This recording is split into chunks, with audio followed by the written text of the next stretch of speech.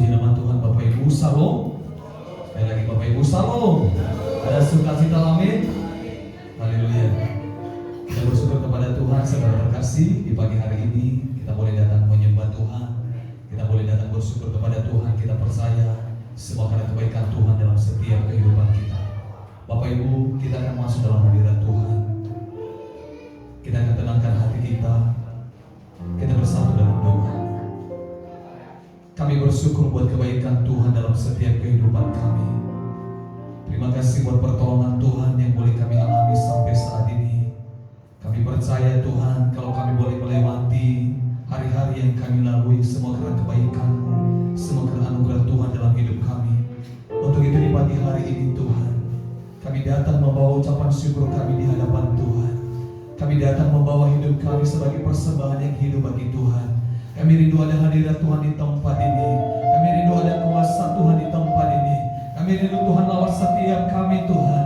Tuhan jamah kami di dalam nama Yesus Kristus. Terima kasih Tuhan, terima kasih Bapa di surga. Kami berdoa buat seluruh jemaat Tuhan yang masih dalam perjalanan.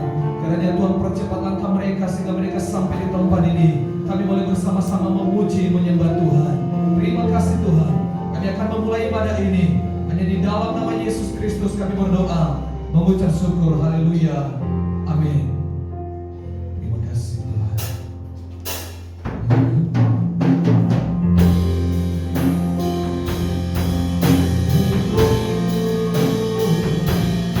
Semua kami dapat menyembah-Mu di pagi hari ini Tuhan.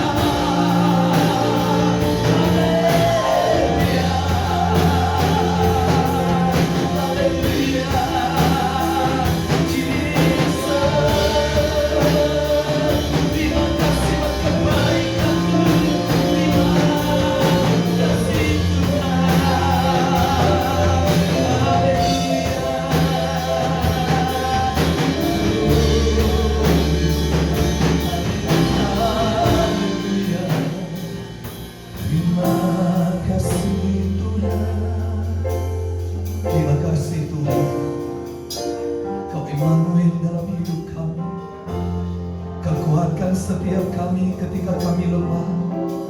Haleluya. Terima kasih.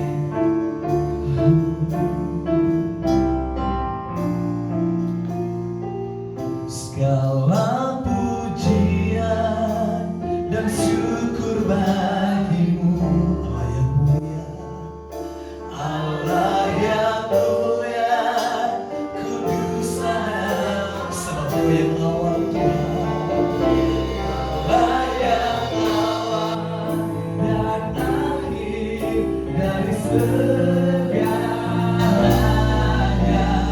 Yesus, Kaulah pujian, segala pujian, segala pujian dan syukuran. Allah yang mulia, Allah yang mulia, kudusannya.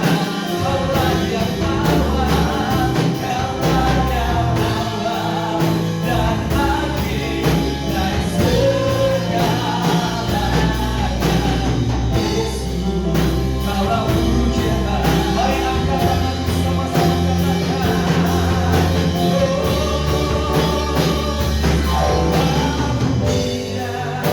dan syukuran. Allah yang mulia, kudusannya. Kaulah yang awal dan akhir dari segalanya. Yesus, Kaulah pujian bagimu.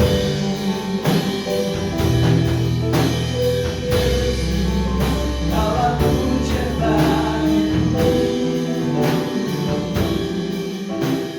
Yesus, Kaulah pujian bagiku. Berikan sorak-sorai bagi Tuhan kita. Haleluya. Sebab Tuhan yang awal dan yang akhir dalam hidup kami. Untuk itu Tuhan, kami akan terus memuji Tuhan. Kami akan terus menyembah Tuhan lewat puji-pujian kami.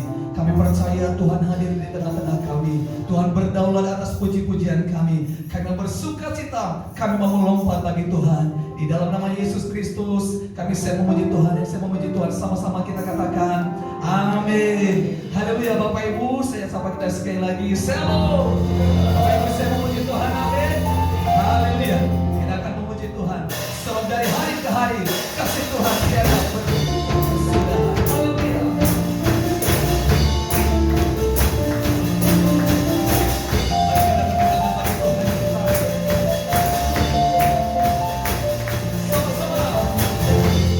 Dari hari ke hari apa yang terbaik.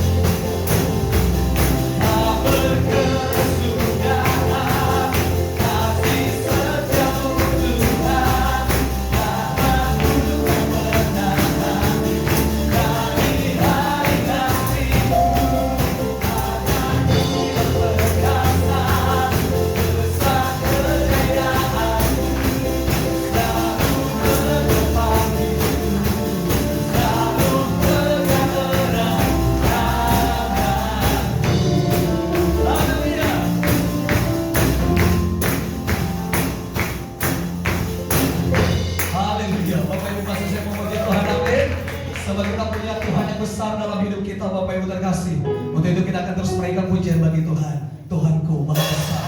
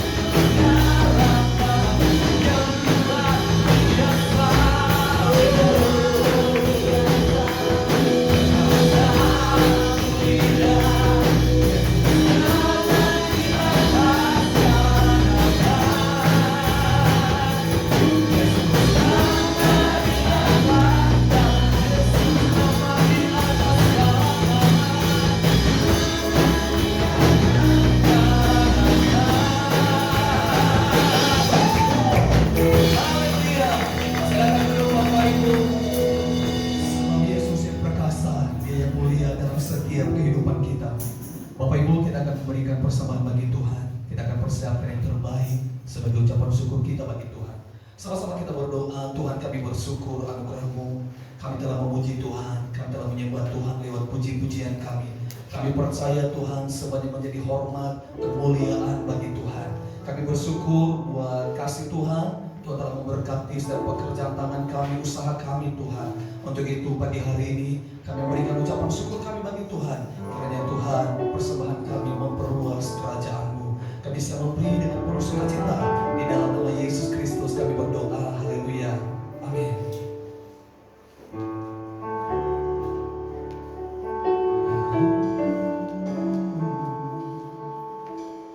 Terima kasih Tuhan.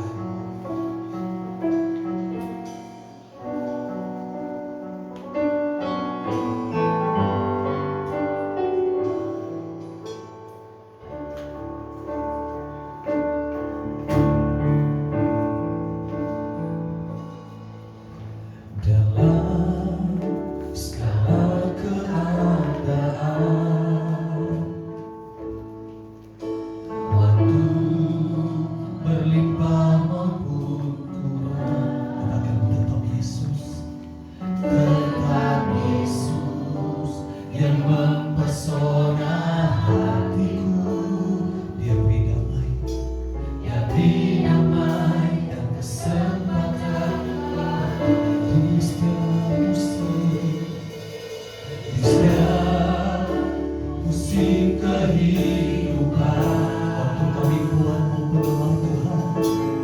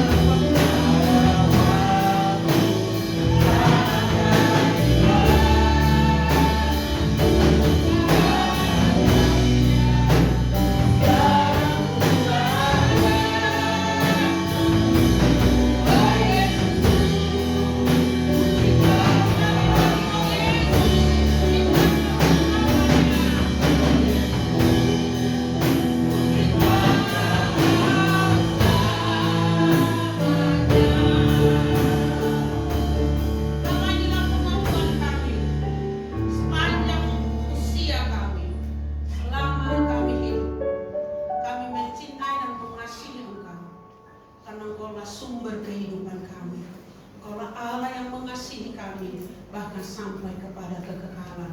Terima kasih untuk kesempatan yang berharga. Tuhan beri kami kehidupan dan waktu untuk kami boleh beribadah di rumah Tuhan. Kami boleh datang menikmati anugerah-Mu, menikmati hadir-Mu di tengah-tengah kami, menikmati kebaikan yang Kau nyatakan melalui kebenaran firman-Mu saat ini.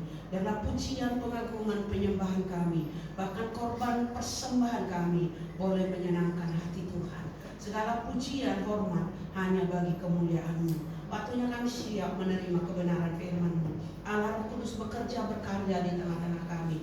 Tolong kami Roh Kudus, supaya kami memahami kehendak Bapa dan tidak sekedar mendengarkannya, tapi kami lakukan kebenaran itu di dalam kehidupan kami, sehingga kami disebut orang-orang yang bijaksana, orang-orang yang berbahagia, karena mereka yang melakukan firman Allah, mereka akan berbahagia dan diberkati. Terima kasih Bapa, kami sambut firman-Mu. Di dalam nama Tuhan Yesus kami berdoa dan mengucap syukur. Haleluya. Amin. Silakan dulu Bapak Ibu. Salam. Ya, puji Tuhan. Gak terasa sekali ya, kita sudah di Maret. Sebentar minggu depan sudah selesai 3 tahun baru, Imlek, Lebaran. Waktu sangat kencang berlari. Lalu kita masuk Paskah. Sudah itu naik kelas, mata pelajaran baru, panitia Natal, terus berulang, bergulir seperti waktu sangat kencang sekali. Bapak Ibu, tema bulan ini adalah tentang milikilah ketetapan hati. Nah ini keren banget Bapak Ibu. Jadi biasanya kan minggu kedua itu Bapak, tapi Bapak memang berat ya. Sejak kabarnya Bapak meninggal, dia jadi agak terganggu suaranya.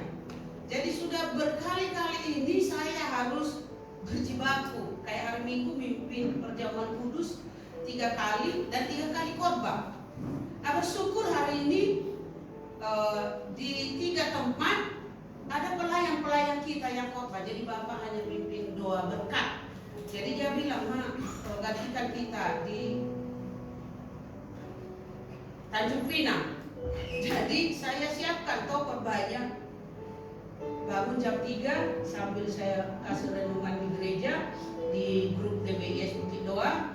Saya siapkan khotbah ini sampai 4:30 atau selesai. Dari jam 3 4:30 aku ketiduran.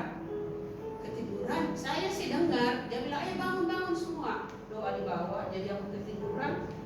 Tiba-tiba dia naik, dia bilang, nggak pelayanan ya? Ini bukan di Batam, di Tanjung Pinang. Saya bilang, pada jam berapa? Udah jam 6, cepat. Kita ngejar kapan nanti? Oh iya ya, mandi persiapkan diri. Kok bisa gitu nggak denger? Aku malam minggu sedang di Israel. Oh iya, nggak banget. Saya udah mandi sendiri pulang. Apa aku mau mati atau mami ya? Mau kok pergi sendiri? Ya enggak lah gitu ya.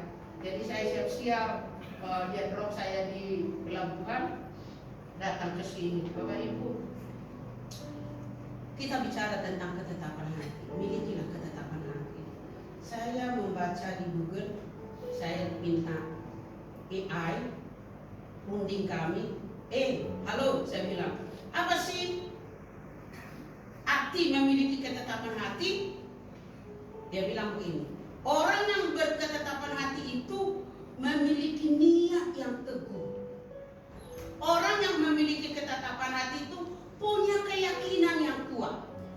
Apa sih yang disebut memiliki ketetapan hati itu? Pendiriannya nggak goyah walau badai datang. Apa sih orang yang memiliki ketetapan hati? Dikatakan komitmennya penuh, integritasnya oke. Apa sih yang disebut ketetapan hati itu? Konsisten, tekad bulat, dan jangan lupa penguasaan diri. Wah, keren sekali saya bilang. Iya, itulah yang disebut memiliki ketetapan hati. Nah Bapak Ibu, orang yang memiliki ketetapan hati itu pilihan, bukan dilahirkan, bukan didapatkan di jalanan. Tidak. Ketetapan hati itu bicara tentang pilihan saudara dan saya. Saya berharap, karena saya nggak siapkan itu slide-nya. Tadi saya bilang, boleh nggak Pak bikinkan slide-nya? Udah nggak sempat gitu ya. Nah, ayat 9. Boleh ditampilkan? 2 Tawarik ke-16 ayat 9. Kenapa kita perlu memiliki ketetapan hati? Tuhan mencari orang yang bersungguh hati terhadapnya, itu mereka yang mencintai, menaati, yang menjadikannya yang terutama dalam hidupnya. Ini tentu saja kalimat yang disederhanakan. Mari kita baca 1-2 ya. Karena mata Tuhan menjelajah seluruh bumi untuk melimpahkan kekuatannya kepada mereka yang siapa? hati terhadap Dia. Dalam hal ini engkau telah berlaku bodoh. Oleh sebab itu mulai sekarang ini engkau akan mengalami peperangan. Anda tahu kepada siapa Tuhan bicara? Ahas. Ahas itu bapaknya Hizkia. Jadi Ahas ini tidak sungguh-sungguh mengandalkan Tuhan. Lalu Tuhan marah. Dia bilang, mata Tuhan menjelajah seluruh bumi. Untuk apa? Melimpahkan kekuatannya kepada siapa? Mereka yang berketetapan hati, mereka yang bersungguh hati, mereka yang bertekad, mereka yang tak tergoyahkan, mereka yang punya integritas mengasihi Tuhan. Itulah yang dicari Tuhan.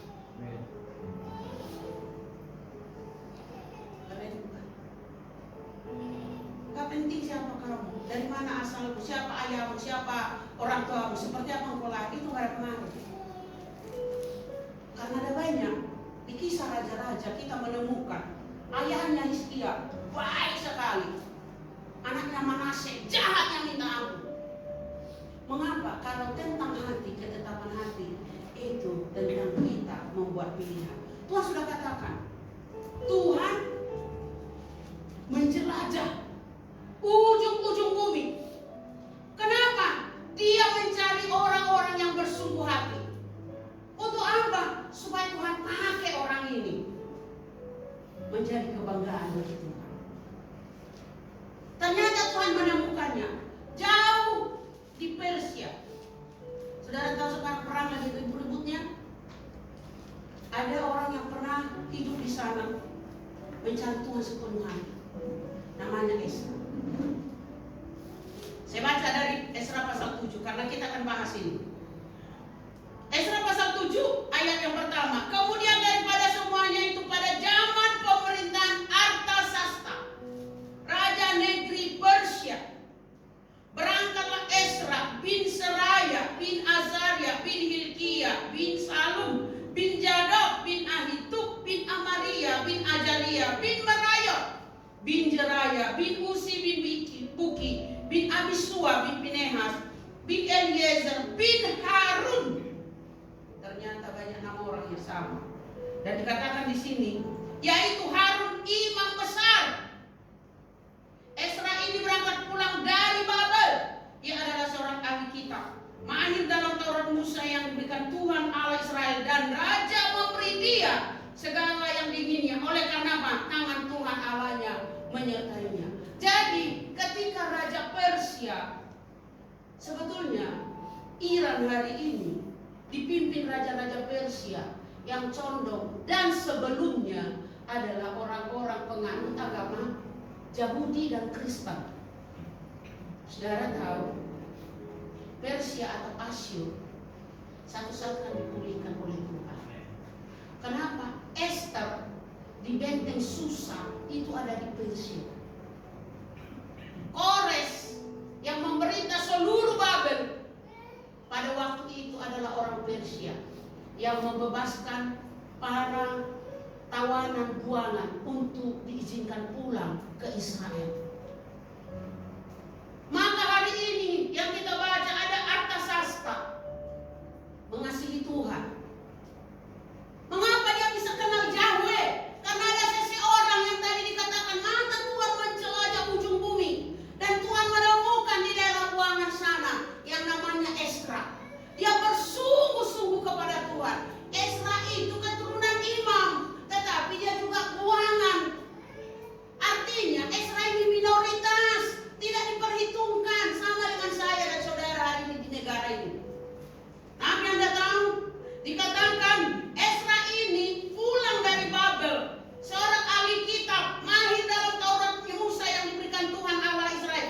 Raja memberi dia segala yang diingininya. Karena sekali orang buangan, orang minoritas bisa menjadi orang kepercayaan pemerintah yang berkuasa, dan seringkali itu terjadi. Mengapa? Siapapun yang hidup, siapapun dia, semua butuh nasihat dan pimpinan.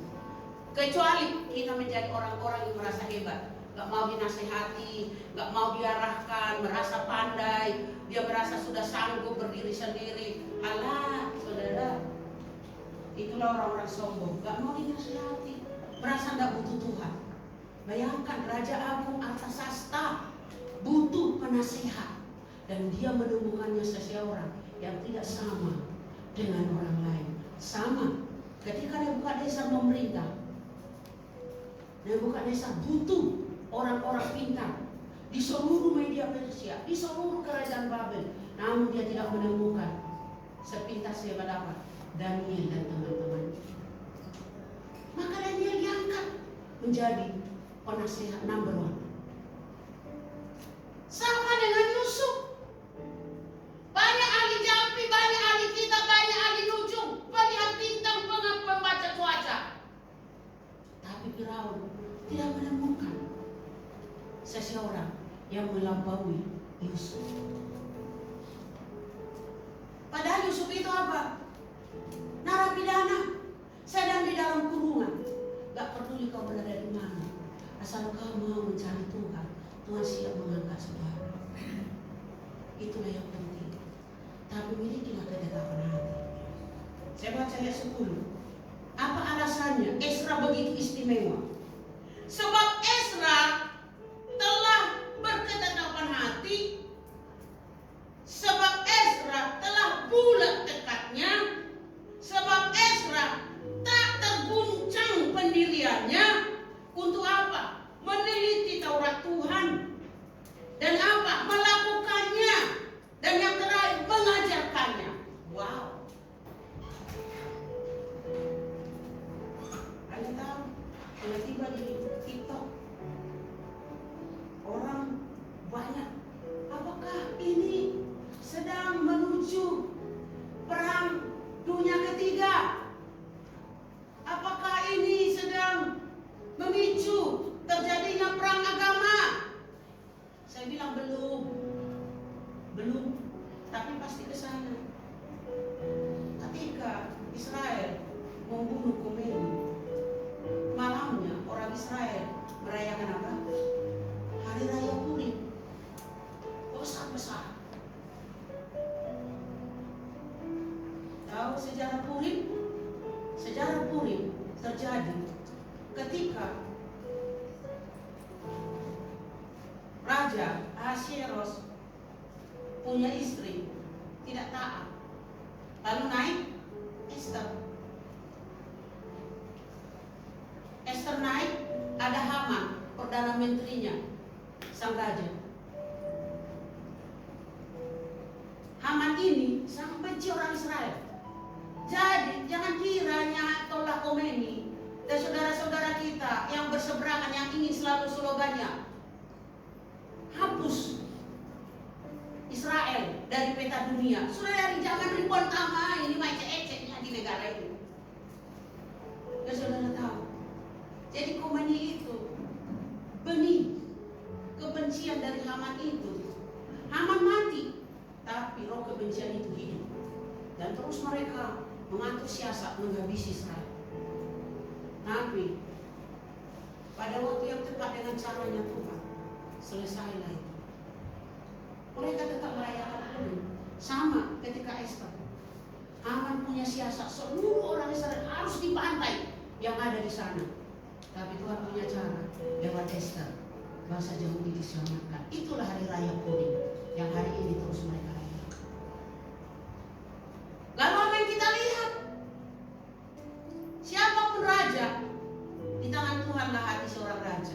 Tuhan bisa arahkan untuk mengasihi kita. Siapapun bisa Tuhan pakai, mendukung, menolong, memberkati kita. Gak perlu ayah saya, ibu saya sudah meninggal. Tapi saudara tahu, hari ini saya pun tetap mewarisi harta-harta yang tidak terlihat. Kami tetap dicukupkan. Saya selalu bilang, orang Batak gak boleh menuntut warisan di rumah orang tua. kami ini dijual kayak properti, makanya dibuat adat. Jadi kami tidak punya hak warisan di rumah bapak kami. Lalu saya bilang, bahkan titok saya ada di Batam. Saya bilang, jangan pernah bermimpi meminta warisan di kampung, nanti jadi ribut karena banyak saudara-saudara. Jadi di mana warisanmu? Di Batam. Berdoa sungguh-sungguh, Tuhan kamu rumah dan tanah di Batam, melebihi apa yang bisa Tuhan keluarga berikan di kampung sana. Mengapa? Tuhanlah warisan kita. Kalau Tuhan warisan kita, Tuhan bisa siapkan semua yang kita butuhkan. Nah, yang pertama Bapak Ibu, mengapa kita sebagai orang-orang yang mengasihi Tuhan harus memiliki ketetapan hati? Dan ingat, itu adalah pilihan. Kita belajar dari Ezra. Mengapa dia begitu sukses berhasil? Ketika dia pulang Bapak Ibu, perjalanan kurang lebih 5 bulan dari Persia ke Yerusalem tanpa pengawalan, dengan membawa harta benda yang banyak. Saudara boleh baca di kitab Ezra, mereka memboyong emas, perak, dan harta-harta yang luar biasa indah yang dihadiahkan raja, para menteri, sahabat-sahabat raja. Pokoknya mereka pulang seperti bangsa Israel keluar dari Mesir penuh dengan harta benda dan barang-barang yang luar biasa indahnya tanpa pengawalan. Mengapa? Karena Ezra punya keyakinan Tuhan bisa melindungi mereka di padang gurun sekalipun. Maka kita perhatikan untuk menjaga ketetapan hati kita terus kuat dan tak tergoyahkan. Yang pertama, ini yang dilakukan Ezra. Dia belajar sungguh-sungguh tentang firman Tuhan. Saya tahu itu dan saya imani, saya amini. Imani, saya percaya. Aminkan, saya setuju. Jadi kalau saya percaya, saya imani, saya setuju, saya aminkan, berarti apa? Saya sepakat dengan Tuhan. Maka tanggung jawab saya harus lakukan. Saya lakukan firman Tuhan. Maka dikatakan Ezra ini bertekad meneliti Taurat Tuhan. Sudah jauh dari Musa ke Ezra itu lebih 1000 tahun. Saudara tahu begitu jauh sejarah itu. Tapi Anda tahu di daerah keuangan sana Ezra tidak melupakan hukum Tuhan. Justru dia memberikan hatinya dengan sungguh-sungguh mempelajarinya. Kenapa? Karena dia lihat orang-orang sesama buangan itu banyak yang kawin campur, banyak yang menyesuaikan hidup dengan gaya hidup orang-orang Persia. Tetapi Ezra berketetapan hati. Dia nggak mencampur cara hidup mereka, sama seperti Daniel. Dikatakan ketika Daniel direkrut dengan teman-temannya belajar di istana, di rumah istana makanan mereka disediakan bagaikan raja punya makanan. Tetapi katakan, namun ini sama, Daniel dan teman-temannya berketetapan hati, tidak menajiskan dirinya dengan makanan raja-raja. Jangan salah, kalau kita tidak makan daging yang enak-enak, yang babi panggang segala macam 1 bulan kita masih sanggup. Saudara tahu berapa lama Daniel dan teman-temannya? 3 tahun penuh. Ketetapan hati diuji oleh waktu. Dia bertekad yang sungguh-sungguh. Anda tahu apa yang terjadi? Ketika bahkan dapur api gak sanggup membakar mereka, buah singa gak bisa menenggelamkan mereka. Mengapa? Ketetapan hati dengan Tuhan itu bisa mengalahkan maut. Ketetapan Yesus untuk rela menjadi korban demi kita, itulah yang membuat dia bangkit mengalahkan maut. Jadi ketetapan hati itu saudara yang harus bangun. Dengan cara apa? Belajar benar tentang firman Tuhan. Saudara, sejak kita 3 tahun penuh melayani di sini, kalau kamu tidak memiliki ketetapan hati, walaupun bahkan orang GBS bilang kamu orang bodoh. Bapak Ibu, janganlah terus-terus ke Tanjung Pinang, kasihan, udah usia, capek. Ketika kami rapat di MD, tadinya mau bergiliran dan gantian pendeta melayani di sini. Pertanyaannya satu, berapa perongkosan yang akan diberi dari gereja? Saya bilang, Bapak Ibu boleh, tapi pelayanan dengan harga sendiri. Semua menyerah.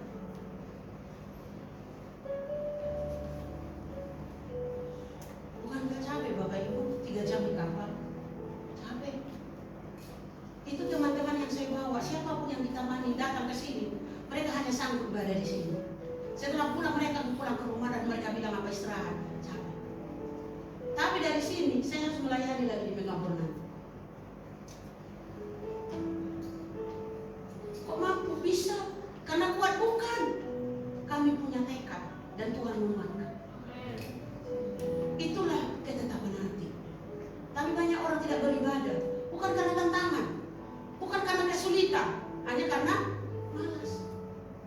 Satu saat kita akan saya bilang begini, hidup ini singkat, sangat singkat. Ketika abang kami meninggal, kami terkejut. Dia belum tua, belum sampai 60 tahun, meninggalkan pelayanan yang besar. Ada panti asuhan 35-40 sekarang di sana, ikut pengurus dan yang menjaga, dan anak-anak 35 lebih. Ada 80 di asrama yang harus dikasih makan, dan itu semua gratis. Aku bilang, Tuhan tidak mampu, nggak sanggup. Karena memang harus jatuh ke Bapak menjalankan semua.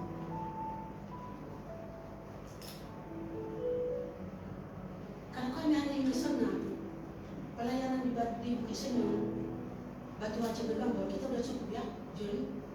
Ini pemuda, saya senang sekali-sekali dia di sini. Ini ahli main musik ini. Dia bekerja di Bintang. Dia sudah lama ikut kita. Ini salah satu bukti anak muda ini memiliki ketetapan hati. Joli temannya Jernih ada di Nagoya, di Purko. Kemarin saya dan Bapak ketemu. Di mana yang orang hias yang cantik-cantik agak gemuk-gemuk? Sudah pulang Pak. Mengapa? Sakit parah. Kami selalu nasihati. Ayo, jangan bekerja menenggelamkan hidup. Iya Bu, kami sih enggak dikasih 1 hari dari seminggu untuk cuti. Tapi mereka memilih hari apa? Hari Selasa atau hari Senin.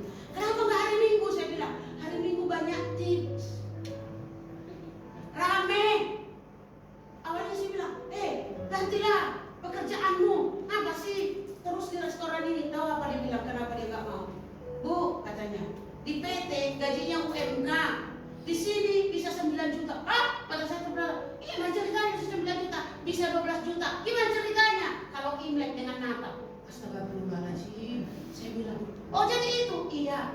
Jadi, iya kalau hari Minggu rame Bu, suka orang. Ya kan, seperti saya beli air putih 2.000. Kalau 2 dengan Bapak 4.000 kan? Kan kita nggak mau nunggu yang 1.000, 5.000 kasih, itu langsung sama mereka. Astagfirullah, ternyata uang itu sangat kuat magnetnya. Akhirnya mereka pilih hari apa cuti? Senin atau Selasa. Kenapa Senin atau Selasa? Sepi Bu. Nah kalau hari Minggu kamu nggak bisa ibadah, ya lihat situasi lah Bu. Pulang jam berapa? Mereka ada di sana dari jam 8 pagi sampai jam 8 malam. Oh, ngeri sekali Bapak Ibu. Dan teman itu sekarang pulang ke Nias karena kondisi darurat dengan kesehatannya. Tapi kamu udah tahu nggak? Anda nggak bisa mengalahkan orang yang disertai Tuhan. Tuhan akan bawa Anda naik. Kan selalu saya bilang, Tuhan ada di mana? Tuhan bertata di atas. Ketika Tuhan bilang, aku sertai kamu, bukan dia datang merendah. Apa yang dibuat Tuhan? Anda diangkat tinggi. Semakin Anda dekat dengan Tuhan, kau akan pasti semakin naik. Banyak orang tak paham itu. Kau ingin berhasil, kau ingin naik, kau ingin terkenal, kau ingin dikasihi orang, kau ingin menjadi orang terpandang. Teruslah dekat dengan Tuhan. Tuhan bisa buka jalan. Ini bukan omong kosong, ini bukti. Dan di Alkitab banyak contohnya. Itu yang pertama. Bagaimana kita bisa memiliki ketetapan hati? Sungguh-sungguh terhadap firman Tuhan. Itu aja. Oh saya nggak ada waktu belajar. Oke, kamu dengar. Yang lucu kan begini, nggak cukup waktu untuk belajar karena banyak urusan, bukan? Manusia itu unik memang. Sudah nggak ada waktu untuk belajar firman Tuhan dan juga nggak mau sungguh-sungguh dengar. Apa itunya? Kita nggak punya waktu untuk belajar, sungguh-sungguhlah dengarkan. Ketika firman Tuhan sungguh-sungguh mengubah hidupmu, aduh Bapak Ibu, saya nggak mengerti mau. Nggak cukup kata-kata saya mengatakan. Gak hanya di surga kau bahagia, tapi di bumi ini pun Tuhan berkati kita. Banyak orang bilang enak di surga, tapi kalau dibilang sekarang mau pergi ke surga, gak ada juga yang mau kan? Tapi saya kasih tahu Bapak Ibu, surga itu memang luar biasa. Surga itu menjadi tempat yang sangat menyenangkan apabila kita menyelesaikan tugas kita di sini. Maka sekecil apapun tanggung jawabmu, sesederhana apapun ibadah itu, maupun itu KTB, maupun itu mungkin ibadah hanya latihan, sungguh-sungguhlah di sana. Kenapa? Bukankah semuanya kita doakan?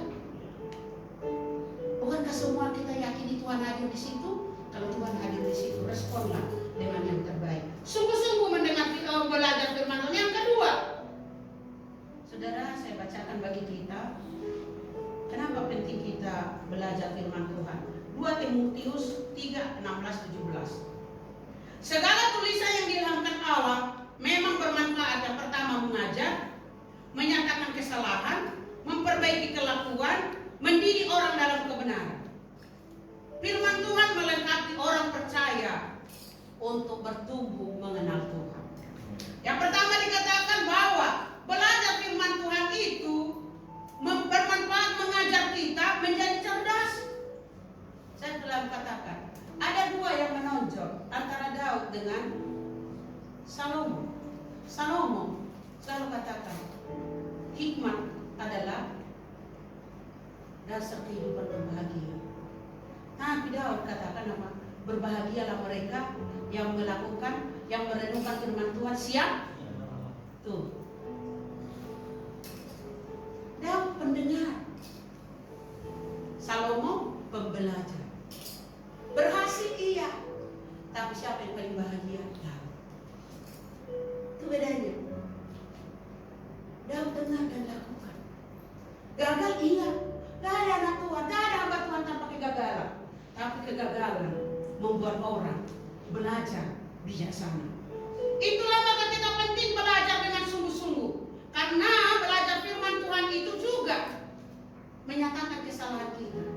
Saya jujur saja banyak belajar, banyak berubah. Saya bukan orang yang mudah dinasihati, saya langsung darah tinggi. Kalau orang kasih tahu kesalahan saya membela diri. Dulu begitu. Kalau ada orang yang mudah dinasihati, dia rendah hati. Kok saya sombong? Saya butuh belajar. Maka dikatakan salah satu belajar terbaik supaya kita bisa tahu salah kita dari apa? Firman Tuhan. Karena dikatakan firman Tuhan bermanfaat, menyatakan kesalahan. Coba kalau langsung si Awaludin tegur kesalahan saya, awas kau Awaludin. Pasti gitu kan? Karena kita tahu kan kita salah, bukan? Kita nggak senang dituduh kesalahan kita. Tapi coba firman Tuhan yang menegur kita. Sampai Tuhan bilang, katanya, orang sombong dilawan Tuhan. Saya langsung bertekuk lutut. Jangan lawan aku Tuhan. Aku lawan manusia aja kalah, apalagi lawan Tuhan. Betul nggak? Maka Tuhan bilang, buanglah kesombongan. Amin. Saya belajar. Karena orang sombong dilawan. Kalau kita tahu diri kita sombong, Tuhan lawan kita. Mungkin orang segan dengan kita. Apa Tuhan segan sama saya? Tuhan bilang apa? Kau debu dan tanah. Cacing tanah liat. Gak berguna. Gak ada gunamu. Iya, saya berguna karena Tuhan. Maka saya harus tahu diri. Saya belajar. Firman Tuhan menyatakan kesalahan kita. Jadi kalau saudara mendengar khotbah, rasanya ditolak, jangan melawan. Itu kenapa? Tuhan lebih terhormat menegur kita daripada di jalanan kita dipermalukan. Terimalah kebenaran firman Tuhan. Itulah indahnya. Tuhan sangat, baca di Alkitab itu, ampun indah sekali cara Tuhan menegur anak-anaknya. Memperbaiki kelakuan. Kita kira kelakuan kita oke. Bercanda sembarangan. Ketika orang bahas candaan kita tersinggung marah-marah. Di luar sana, di sini nggak ada, bukan? Kita di sini sudah dewasa semua. Kita merasa itu tidak salah. Saya kalau lihat di TikTok itu langsung nanti mau saya balas saja rencananya. Kau nggak tahu apa-apa, bla bla gitu ya. Langsung Tuhan jauhkanlah hamba dari pertengkaran ini. Sekalinya aku bertengkar di Facebook baru 1 kali saja. Itu bukan ketahuannya orang. Dia bilang gini, itu pendeta. Gampang jadi pendeta. Baca 1 ayat, jemaat datang berbondong-bondong, berkarung-karung uangnya dikasih sama jemaat pendeta. Memang jemaatnya bodoh, wah naik darah tinggi saya. Saya bilang, apa kau bilang? Saya bilang, saya sudah khotbah dari Kejadian sampai Wahyu, bukan sekali, berkali-kali. Belum ada satu jemaat akan kasih saya uang segepok. Betul kan? Saya bilang, hei, aku udah lihat. Biasanya kalau kita mau jawab ini, search dulu dia siapa. Aku bilang, kau ini juga miskin. Iya, saya bilang, kau ini miskin. Kenapa kau nggak jadi pendeta?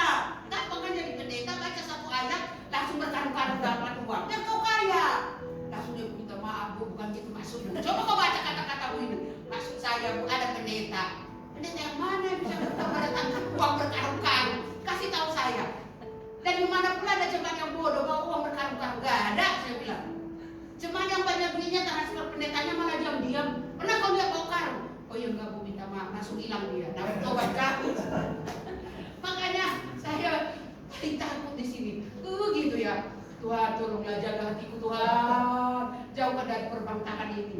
Jadi saya suka, oh ya, aku baca, aku dengar, aku lihat, termasuk kemarin kocak ya, yang bagi di Medan ini. Bukan aja. Tahu ada di situ sebuah komen yang perlu kita perhatikan. Dia bilang gini, gereja bisa berantem karismatik dengan HKBP, gereja Katolik dengan Protestan, masing-masing suka berdebat, bukan?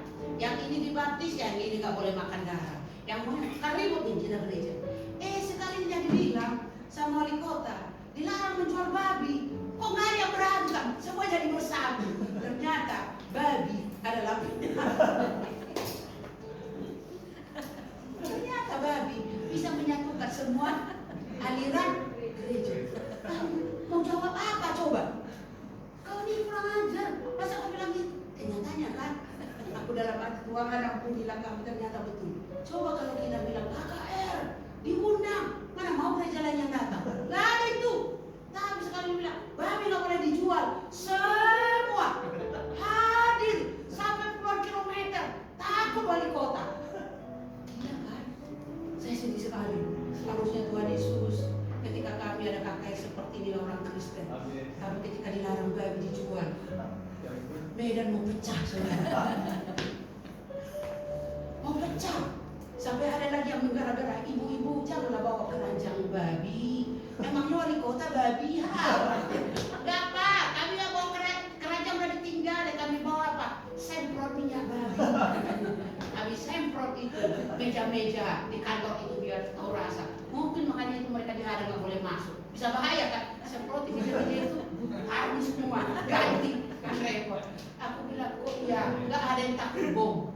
Tapi takut minyak babi. Makanya saya bilang.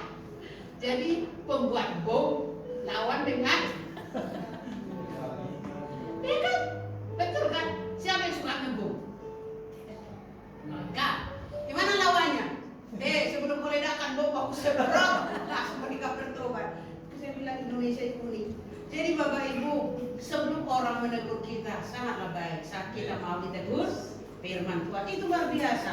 Itu dikatakan memang Timotius muda menyatakan kesalahan, memperbaiki kelakuan, dan yang terakhir mendidik orang. Kata mendidik ini tentang skill yang mau diajar secara formal. Karena firman Tuhan itu harus diajar. Jadi keren sekali. Ayo Bapak Ibu, kalau ada belajar Alkitab, gak usah mendaftar, gak usah butuhkan ijazahnya kalau Anda tidak mau. Datanglah belajar di sini ketika ada kelas disajikan. Gratis loh Bapak Ibu kalau jemaat belajar datang. Mengapa? Serius saya katakan, mempelajari Alkitab, belajar tentang firman Tuhan itu sangat indah. Karena dikatakan di Hosea 4 ayat 6, umatku binasa karena tidak mengenal pengetahuan. Ini tentang skill, logika, berpikir.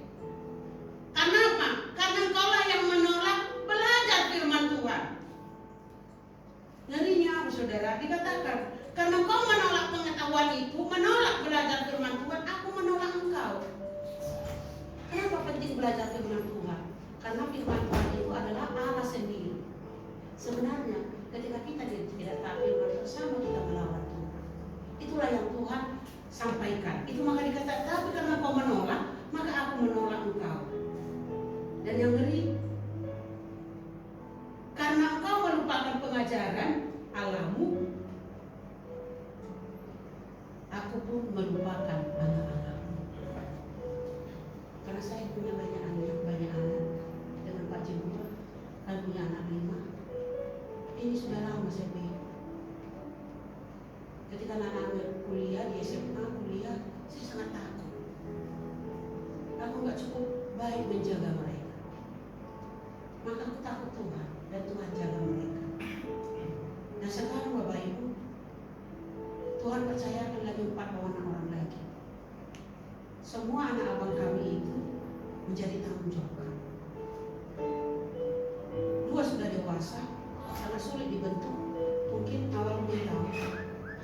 1 lagi masih SMA, kelas 1. 1 lagi masih anak usia 3 tahun.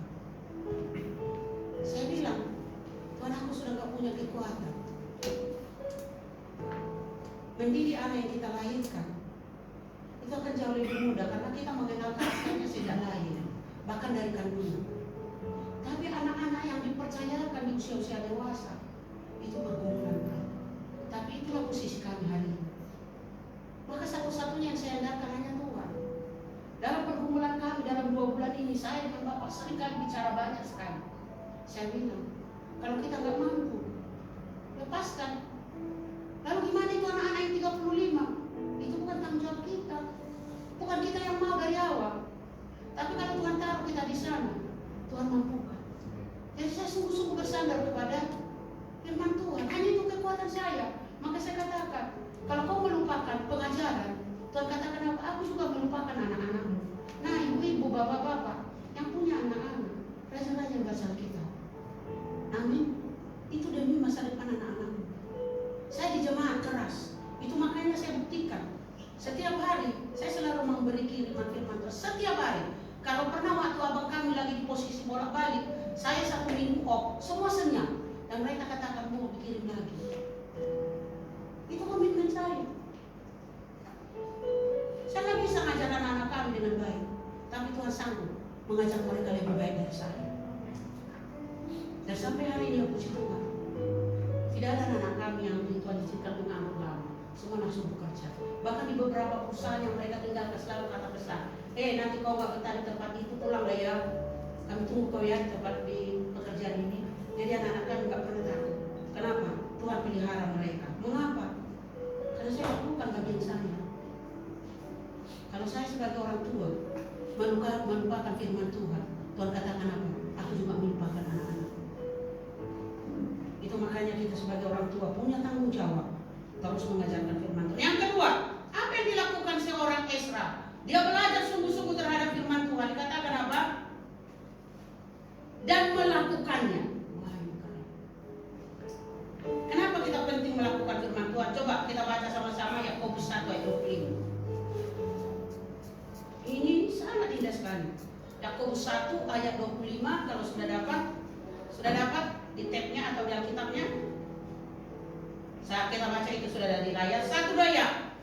Tetapi barang siapa meneliti hukum yang sempurna, yaitu hukum yang memerdekakan orang, ia bertekun di dalamnya. Jadi bukan hanya mendengar untuk melupakannya, tetapi sungguh-sungguh melakukannya. Apa yang terjadi? Ia akan berbahagia oleh perbuatannya. Itu dia. Jadi salah satu kunci kebahagiaan hidup melakukan firman Tuhan. Jadi ketika ada orang bilang, Bu, udah usia segini, gula darahnya normal, jantungnya oke, kolesterol aman. Nah kok masih bisa ini, gula udah naik usia segini loh. Saya bilang beda. Kenapa? Tadi saya suka belajar firman Tuhan. 2, aku lakukan firman Tuhan. Selagi aku mampu, aku gak cari-cari alasan.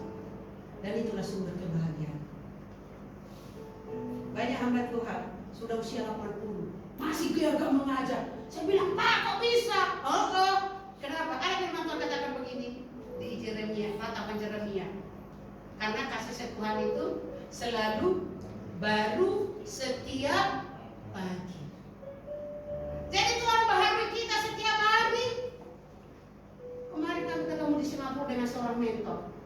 Dia bilang, saya usia 77, terus mau dirayakan di 3 kota. Di mana? Di Nias, di Medan, dan di Batam. Alamak, saya bilang, oke siap bos. Dia divonis stadium 4 cancer. Dan ini konser yang di tulang belakang, yang seperti siapa nggak ngerti ada artis ini. Dia bilang dia habis 2 M. Tapi dengan pergumulan kemurahan Tuhan dalam hidupnya, dia beri kesempatan hidup. Dia bilang apa? Saya baru mengerti firman Tuhan.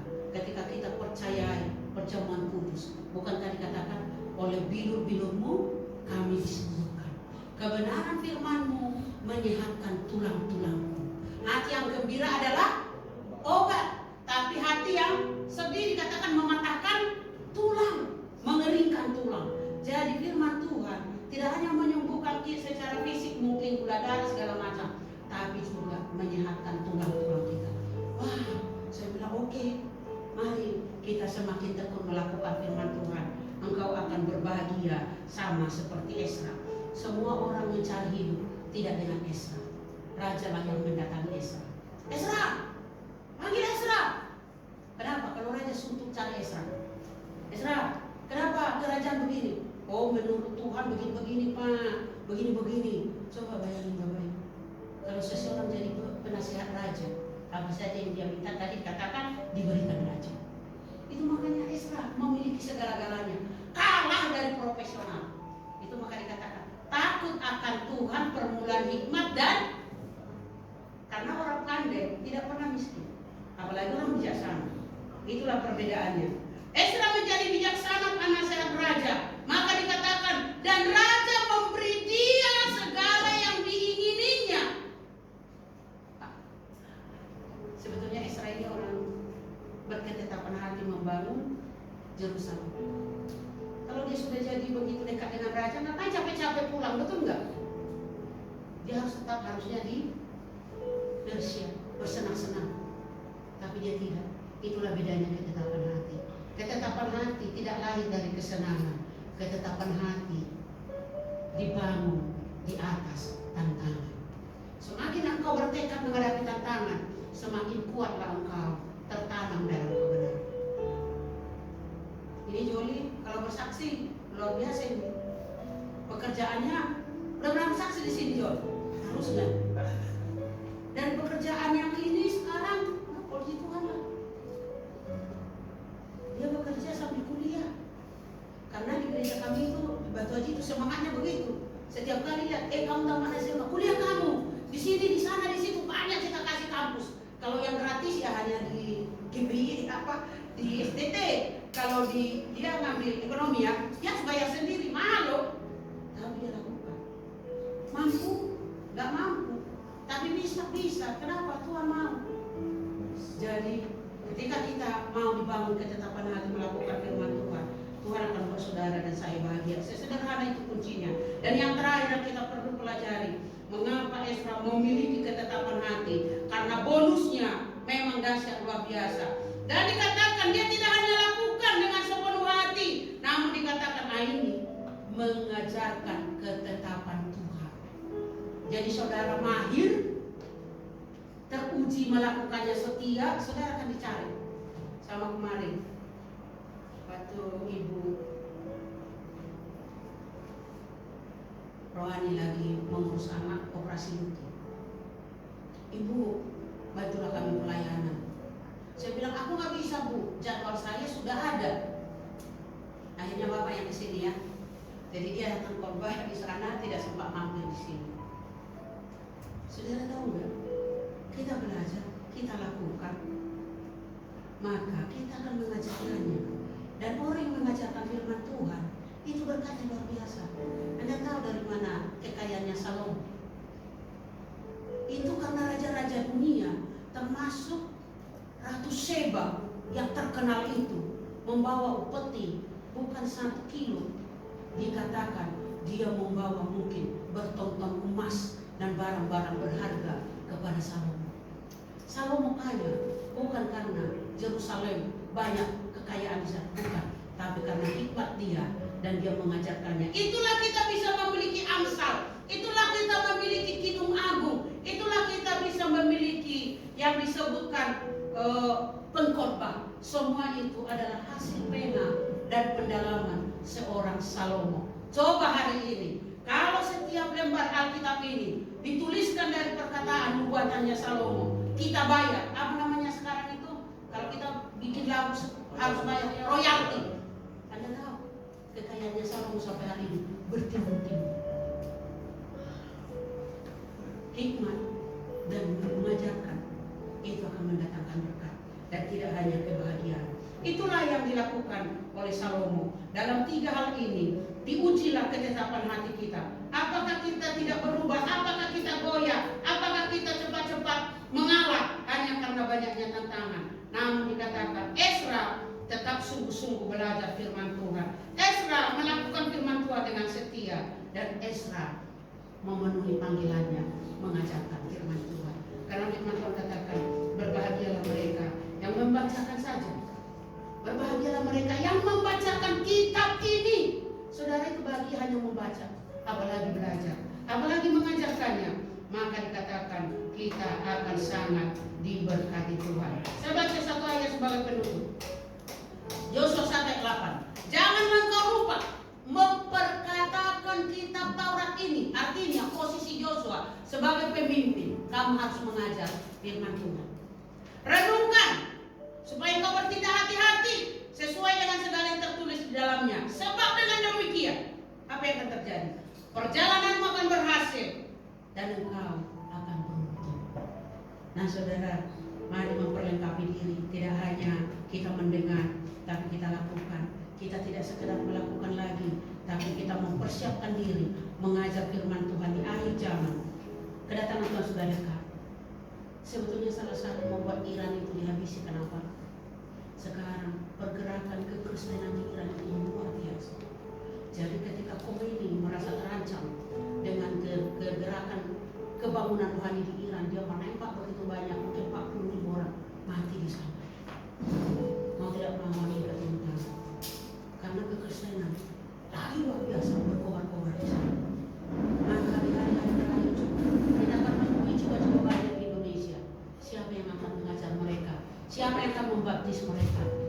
Bahwa ibu harus persiapkan diri belajar firman Tuhan supaya kita lakukan kebenaran firman Allah. Firman Tuhan sampai di sini. Kita akan menjalani perjamuan kudus. Saya panggil pemain musik dari pagi. Mari siapa yang akan menyanyikan satu lagu bagi kita. Begitu besar kasih setiamu. Ingat kasih-Nya yang mengubah hidupku. Kita ingat kasih Tuhan yang mengubah hidup kita, yang memberikan kita keselamatan melalui kebenaran firman Tuhan. Haleluya.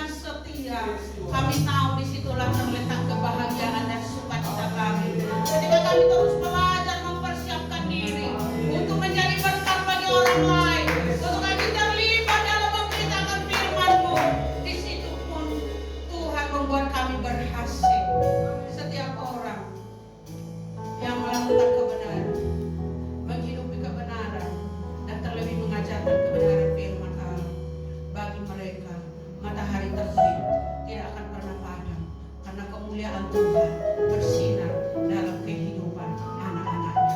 Terima kasih Bapa. Kami persiapkan hati dan hidup kami untuk menerima perjamuan kudus hari ini yang mengingatkan kami atas pengorbanan-Mu, kematian-Mu yang agung, kasih yang mulia itu dibuktikan dengan penyerahan nyawa-Mu supaya kami boleh mengalami kehidupan kekal di dalam kasih-Mu. Terima kasih Bapa. Siapkan kami dalam nama Tuhan Yesus. Kami menerima perjamuan kudus. Haleluya. Amin. Silakan Bapak Ibu. Silakan.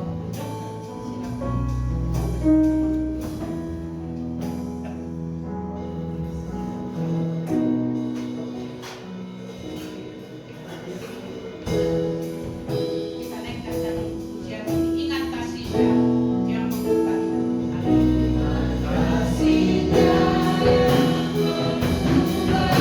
hidup.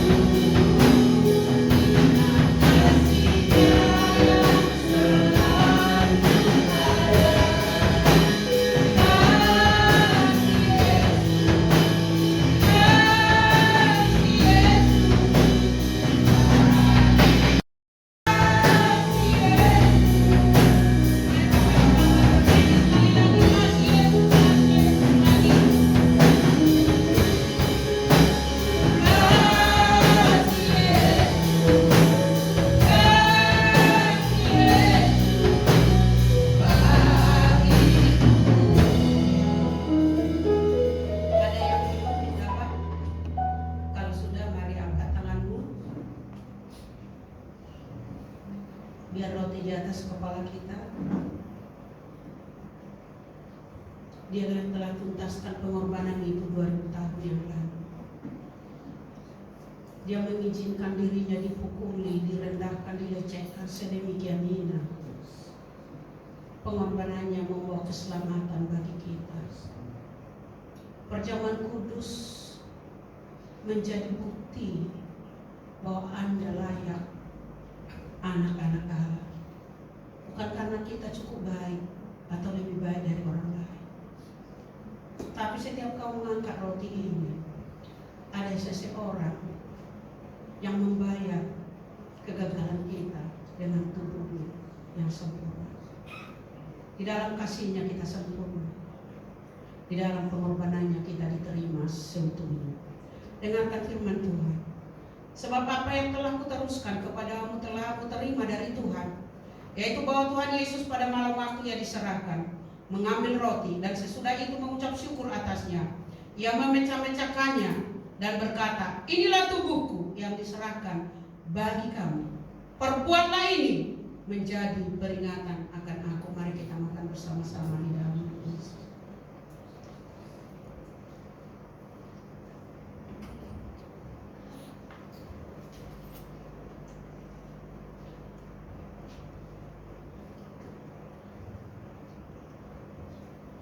Mari Bapak Ibu, angkat cawanmu.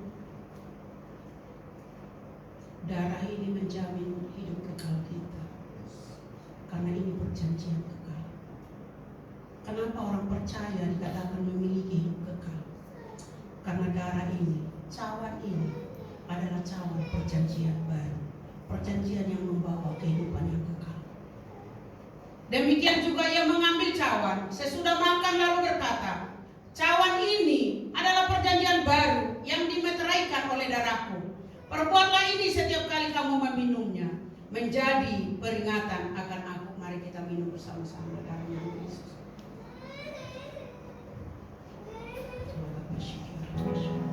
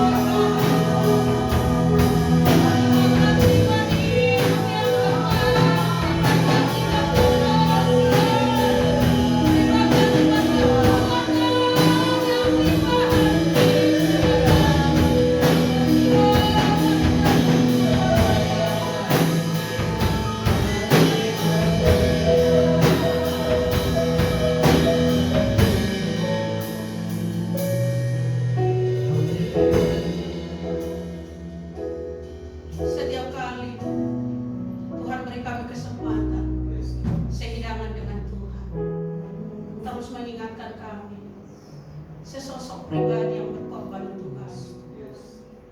Cinta yang agung, kasih yang sempurna diberikan cuma-cuma. Terima kasih buat pengorbanan, dan biar kami hidup bagi Kristus, karena Engkau rela mati bagi kami. Biarlah kami tetap setia sampai akhir.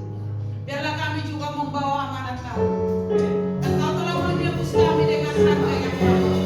Kami beritakan Injil. Kami beritakan Injil dimanapun Tuhan utus kami. Biar kami membawa jiwa bagi kemuliaan. Terima kasih Bapa. Kami telah dilayakkan. Kami disempurnakan di dalam kasih. Kami diampuni. Bahkan bukan hanya itu. Dengan untuk Tuhan menerima kami sebagai anak-anak yang sempurna di mana-mana. Terima kasih Bapa. Di dalam nama Tuhan Yesus kami mengucap syukur dan berdoa.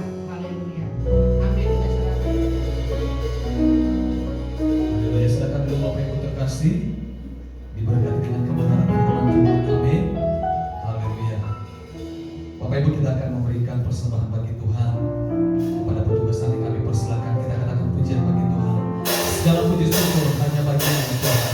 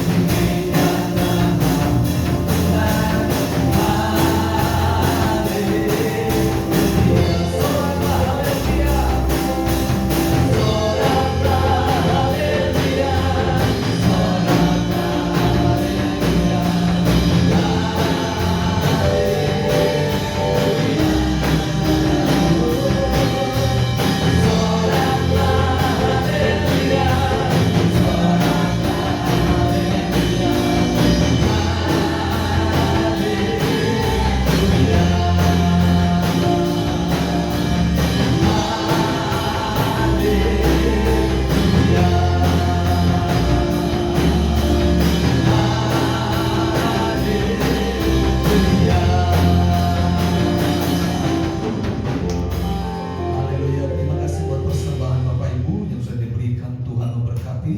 Bapak Ibu, kita akan dengarkan warta jemaat. Yang pertama sekali ada ibadah KTB dari hari Selasa sampai hari Kamis. Karena minggu ini ada kuliah dan ada beberapa dari jemaat kita yang kuliah. Untuk itu KTB diadakan pada hari Kamis di tempat KTB masing-masing. Nah, ya Bapak Ibu ya, silakan diinfo di grup masing-masing. Diadakan hari Kamis di tempat KTB masing-masing. Kemudian ada doa malam Bapak Ibu terkasih setiap hari Jumat jam 7 malam, ibadah pemuda jam 6:30 dan ibadah raya seperti biasa setiap hari Minggu sekaligus ibadah sekolah Minggu. Kemudian pengumuman tambahan buat anak-anak muda yang ikut Youth Camp, silakan daftarkan diri masing-masing. Kalau bisa dipercepat untuk pendaftaran ya, dipercepat untuk pendaftaran supaya dari Batam mereka tahu berapa yang datang dari IBI Sop Tanjung Pinang. Ya kalau bisa hari ini batas besok sudah diisi link pendaftaran. Baik Bapak Ibu terkasih, kami mengucapkan selamat ulang tahun buat Bapak Ibu yang berulang tahun. Jika ada yang berulang tahun nanti silakan maju ke depan untuk didoakan bersama-sama. Dan kita juga berdoa buat anak-anak sekolah minggu. Di akhir pujian nanti saya serahkan kepada Ibu Gembala untuk mengakhiri kita dalam ibadah ini. Kita akan makin berdiri bersama-sama Bapak Ibu terkasih. Kita mengangkat pujian bagi Tuhan. Kami memuji kebesaran Tuhan. Kami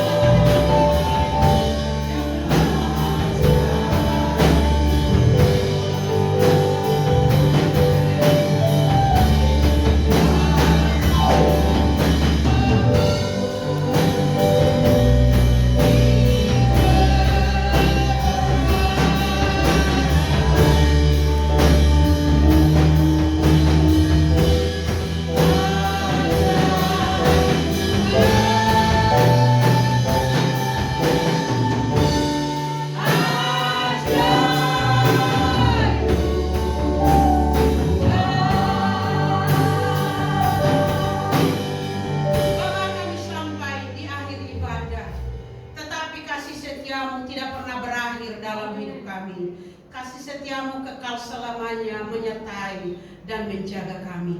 Bapa, hamba-Mu berdoa secara khusus bagi seluruh anak-anak-Mu, pelayan-pelayan-Mu yang telah menyiapkan diri mereka hari ini melayani pekerjaan Tuhan. Engkau memberkati worship leader, singers, tim musik, dan juga kolektor penerima tamu.